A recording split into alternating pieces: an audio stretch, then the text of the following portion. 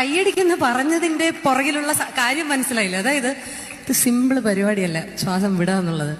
അത് ഒറ്റൊരാളെ കൊണ്ടേ ചെയ്യാൻ പറ്റൂ. The one and only legendary SP Balasubramanian sir. So can we have a round of applause for the great legendary musician SPB sir?